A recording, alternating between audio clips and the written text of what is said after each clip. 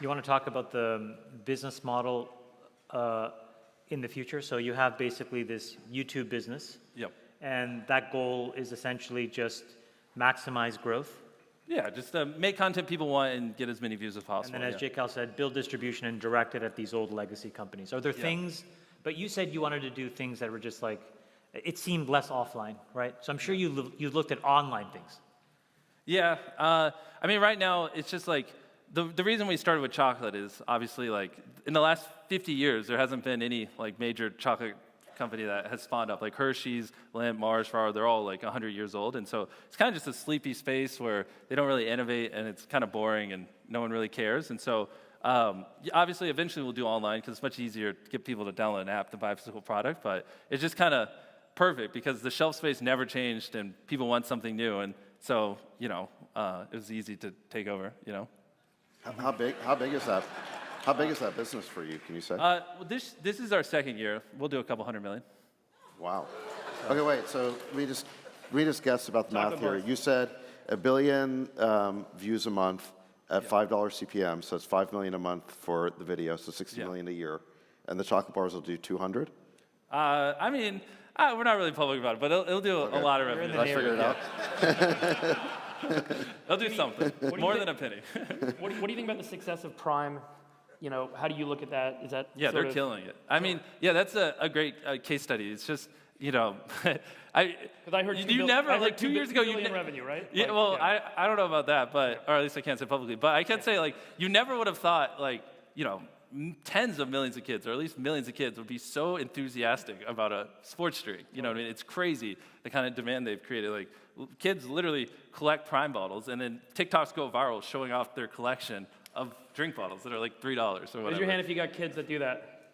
Yeah, it's wild. I mean, so Prime was great because obviously it's a beverage, and the more shelf space you get, just naturally the more sales. But it was more a lifestyle brand they created, where just kids felt cool drinking it, and to the point where they would buy a 12-pack for like $15 and then sell them for like $6, a bottle at their school, which is like something that happens in almost every school in America. It's crazy, still to this day after like a year and a half. One of the things that I think if you taste Prime that it has is a ton of sucralose, right? So it tastes super like bam, big mouthfeel. Where's your thinking on like the line between nutrition versus just taste good for the products you have and the products you want to build? Yeah. And where do you want to take that? Agreed. I think that's very important. That's why our chocolate, we only use 4 ingredients, whereas Hershey's uses 9, because obviously, since we have this much influence, we don't want to just, make people... whatever we sell needs to be better than what's currently on the shelf, or then it's just a net negative, you know what I mean? Better for you, higher quality ingredients, etc. So, in a nutshell, that's kind of how I view it.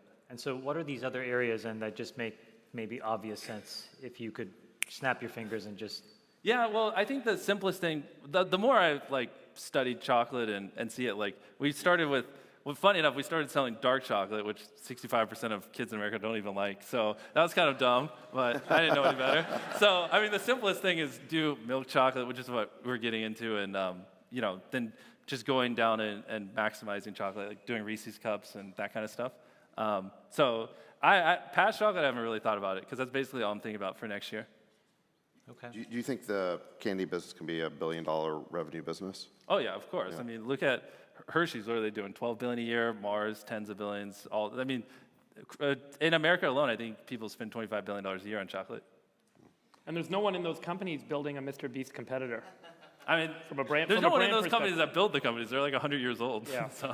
They're all dead. But yeah. You must have a ton of inbound to do things outside of the Mr. Beast realm, Hollywood, et cetera. Yep. How do you sort through all the inbound opportunities and then organize? Because you could, I would suspect, be drowning in opportunity at this point with this level of notoriety. Well, that's why we are where we are. Is because we just laser focus on one thing for essentially my entire life, and so it's pretty easy. I just say no. Everything. And then because it's obviously. To make the videos at the caliber we need, it's just that's been my obsession for the last 14 years, almost every waking hour of the day, just, obsessing over, every little thing. Simple things like when you click on a video, the brightness in the video matters. If it's a little too dark, people are more apt to click off and not watch it, because not everyone has their phone screen brightness turned up. You did something with your mouth being open or closed in the thumbnail, and it changed click-throughs. That was a new A/B test. Well, the problem is whatever I do, a bunch of other people do, and I started opening my mouth in my thumbnails, and it's kind of annoying. And then a bunch of other creators did it, and I was like, okay, we're not doing this anymore. So I switched them back. What's so the everyone else will budget? switch them back. What's the budget on each video now? So every 2 weeks, how much money goes into that video? I think right now it's around $2.5 million per video. Oh, okay. Yeah.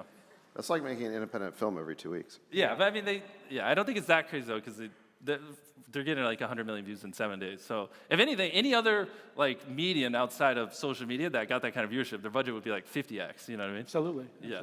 Do you think that you're building a library? Like, do you expect that a video that you created, the Olympic Games thing you did a few weeks ago, in 5 years, that'll still be, that'll have some value 15 years from now?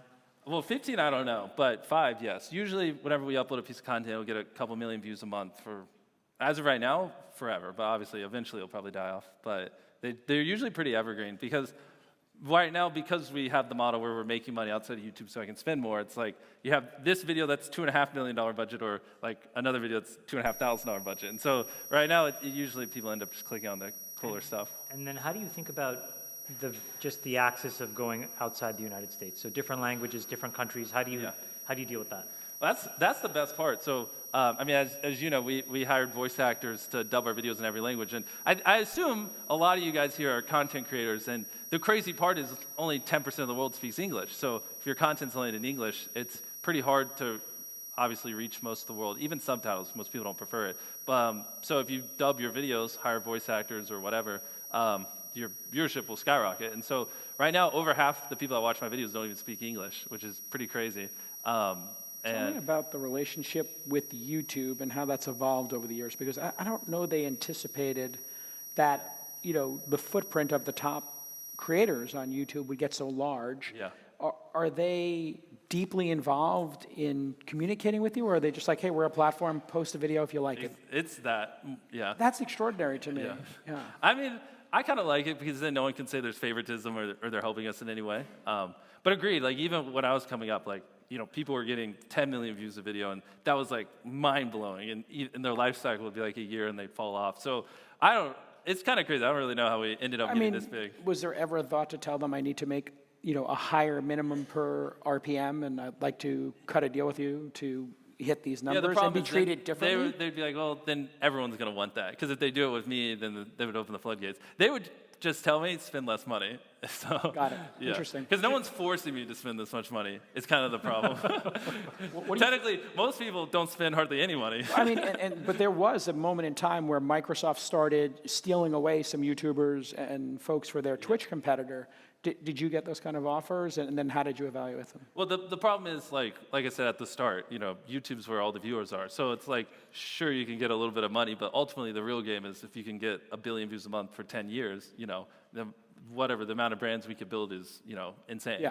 So, I mean, it is the great success of YouTube that they've hit this level of scale. Exactly. And the features and stuff on that, like YouTube is the only platform right now where you can upload a video in different languages. So if someone clicks my video in Mexico, I'll speak Spanish, whereas if you click in America, I'll speak that English. feature is in beta right now. Yeah, well, they've rolled it out to other people, but on TikTok, Facebook, no other platform can you do that. So YouTube's the only place right now where you can actually have a global audience. Do you provide the voiceover person, or is that done automatically? Yeah. Because they're working on an automatic version, I was told. Yeah, for the first or the next 2 years, it'll probably sound terrible. But of course, at some time in the near future, AI dubbing will, We get hit up about that all the time for the All In podcast. Right now, I've trained a ton of different voice models. They all sound terrible. But it is, obviously getting better very quickly. Have you published any to see what the viewership looks like?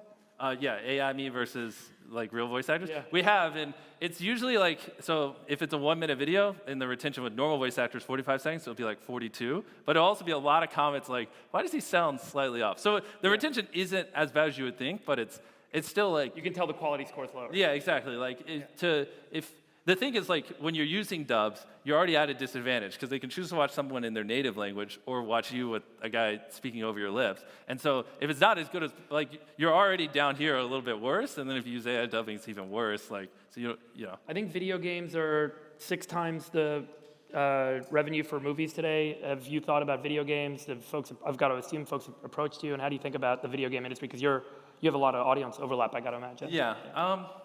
To be honest, I tried to build one, and then like 6 months in, I was like, oh, these things take years. And then I was like, I'd rather sell chocolate. So yeah, that was kind of the extent of it. I mean, obviously it's a no-brainer because it's much easier just to tell people to download it. Just click the link in the description and download it. But I've just found that, I don't know, it's like I just keep going back to it. Making, confectionery products is just so much more fun, and 100 million people are walking to Walmart every month, and if you don't have a product there's nothing for them to buy. And so I just want to maximize that, getting something in every retailer in America.